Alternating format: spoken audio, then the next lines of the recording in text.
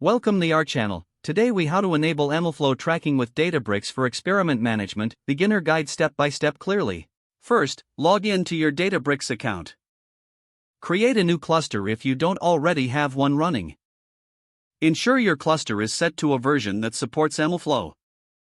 Once your cluster is running, navigate to the workspace where you want to create your notebook. Click on the Create button and select Notebook. Name your notebook and choose a programming language, such as Python. In your notebook, start by importing the MLflow library. Use the command import MLflow to bring MLflow into your project. Next, you need to set up the tracking URI. Use the command mlflow.set_tracking_URI, Databricks, to configure it for Databricks. Now you can create a new experiment. Use the command mlflow.create_experiment, your _experiment_ name, to do this. After creating the experiment, you can set it as the active experiment.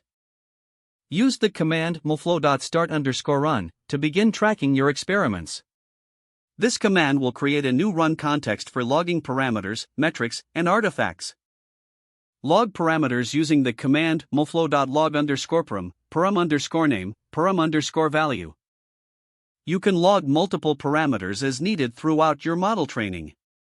Next, log metrics with the command mlflow.log_metric, metric_name, metric_value. Metrics can include accuracy, loss, or any other measure you want to track. If you are generating any files or artifacts, you can log them as well. Use the command mlflow.log_artifact, path_to_your_file, to log files generated during your experiment.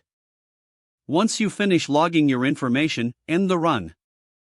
Use the command mlflow.end_run to complete that run context. After completing these steps, navigate to the MLflow UI within Databricks. You can find it by clicking on Experiments in the sidebar.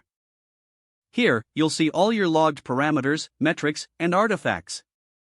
Analyze your experiments to track performance and compare results. This is how you can enable MLflow tracking with Databricks for effective experiment management. If the page does not load, refresh the browser or try again in a private or incognito window. Don't forget to like this video and subscribe to our channel for more step-by-step tech guides.